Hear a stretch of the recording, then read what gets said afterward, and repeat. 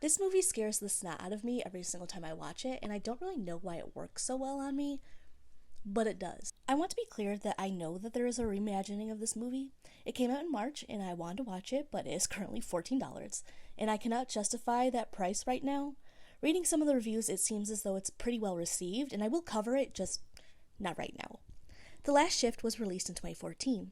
It was directed by Anthony DiBlasi. He and Scott Poyley wrote this together. The stars are Juliana Harkovy, Jay LaRose, and Joshua McKell. Trigger warning for religious cults, death of a parent, and suicide. This movie is following fresh out of the police academy Jessica Loren as she does her first shift. It is her first shift, and she will be taking care of the old station before it is officially decommissioned in the morning. So, her first shift is the station's last shift. She's in the car on the phone with her mother, who is begging for her not to go in, to not start her job as a police officer.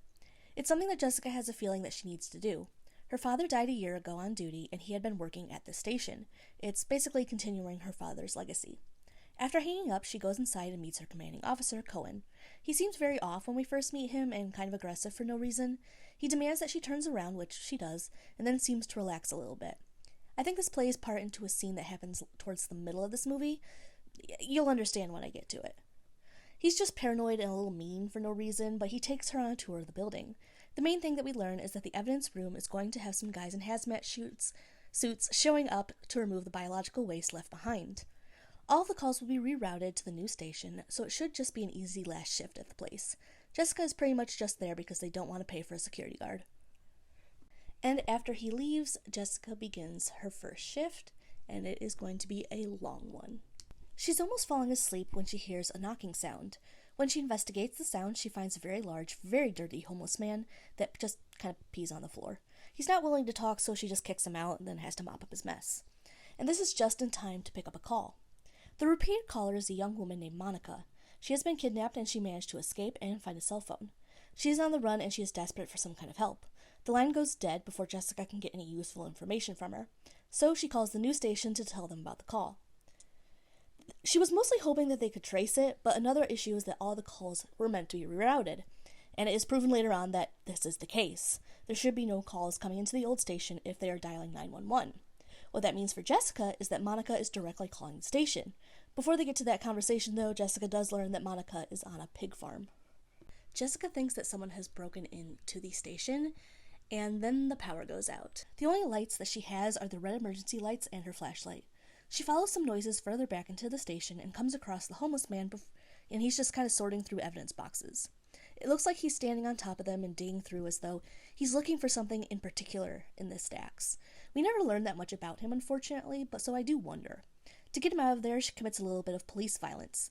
She then tries to get him into a holding cell, which he resists by kind of flopping down and being dead weight. But she does manage to drag him in there. Unfortunately for her, the door slams shut on her. So now she's freaking out, trapped in the dark with this homeless man and not having a good time. The homeless man also begins to freak out about something in the room with them. When she looks out the window, there is someone standing there, and it looks as though they have a pillowcase over their head with bloodstains in the shape of a pentagram on the face. In her shock, she drops her flashlight, and it is picked up to reveal the homeless man is laying on the ground unconscious. This is such a good scene because who the hell is holding the flashlight? She gets out eventually and locks the holding cell behind her. In her very understandable panic, she calls Cohen. Jessica's about to beg him for help. He doesn't answer the phone, so she's talking to his voicemail. About halfway through her panic, she changes her mind. She thanks him for the opportunity and goes back to the building. That is where she meets a woman named Marigold. She likes smoking near the station because people leave her alone. Jessica tells her to beat it once she's finished her cigarette and don't leave her butt there. This leads to a conversation that explains a little bit about what's going on that night. Now, I don't think that this is made up. Jessica was already having these hallucinations before Marigold said anything, so it's not like a psychological thing. She had no reason to think that anything but the events that were officially released were any different.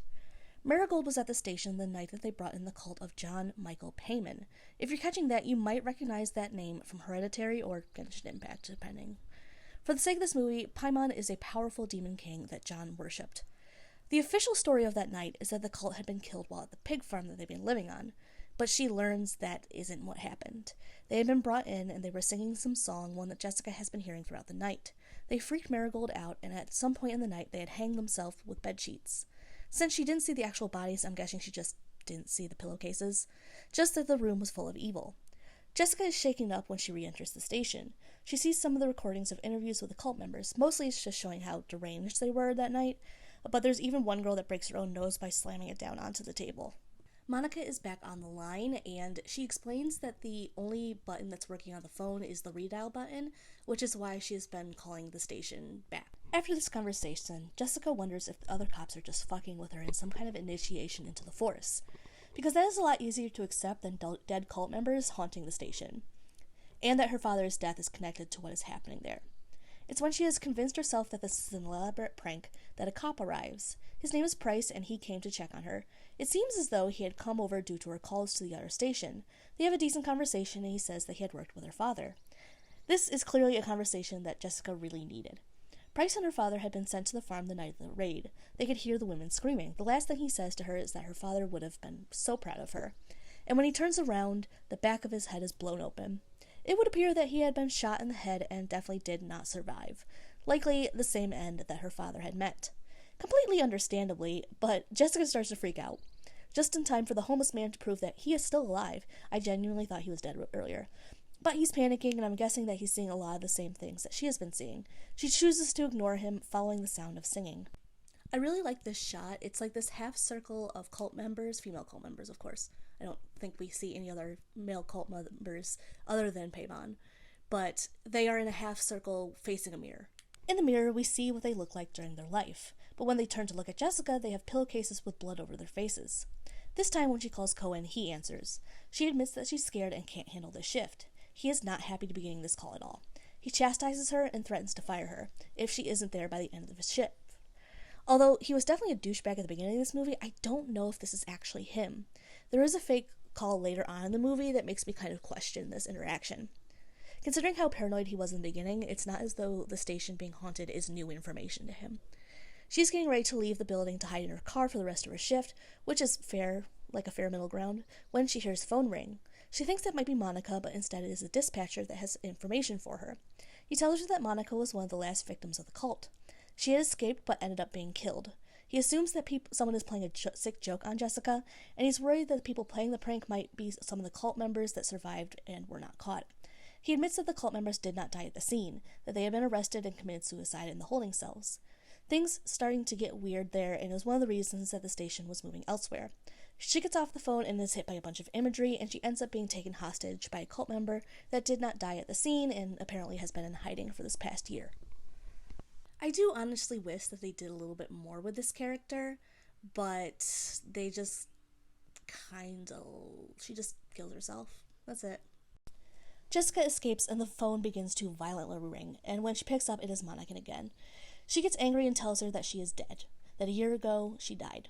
Monica's voice turns into hysterical laughter. When Jessica takes a step back, the ghost of Monica is underneath the desk. We learn that she had been beaten to death by baseball bats, and she definitely looks the part. The special effects in this movie are really good. They're stylistic, that's most obvious with Paymon's face, but I definitely liked it. She receives 2 calls from her father. One is yelling at her about thinking about leaving, and that she needed to avenge his death. The second is a warning that there are cult members running around the station, and she needs to protect herself and the station. So she starts shooting. She chases one of them to the back of the station and shoots him. Cohen appears seemingly out of nowhere and shoots her as well. Whatever haze she had been in clears. She can see that she had been shooting the men that arrived to clean up the biohazards. She thought that he was armed, but he was actually just begging for his life. Cohen doesn't say anything, he just stands there and looks solemnly at her. Jessica starts singing the song that has been sung by the cult members. She's no longer seeing Cohen standing there, instead seeing the cult members, and she is their latest victim. And that's one pretty scary movie, to be honest. One thing I definitely noticed while watching this movie is the use of music and sound is very, very good. It creates this tense atmosphere that at times made me feel a lot more anxious. The acting isn't always amazing. The lead actress is completely fine, as is the homeless man, but there are certain moments in other people's performances that just left a little bit of something to be desired. I definitely don't recommend this movie to any children or people that are newer to the genre, but I think if you are familiar and you like paranormal horror, this is probably right up your alley, and you've probably already seen it. Thank you so much for watching. My name is Amanda. This has been Horror Historian. My next video will be Quarantine, so I will be covering the American remake of Wreck. This movie, like I said, scares me. I don't think I'd survive. I also don't think I'd be a police officer in an abandoned police station. So, like, it's really not a major concern, but, like, if I were there, I probably would have died of a heart attack, like, 5 minutes into this movie.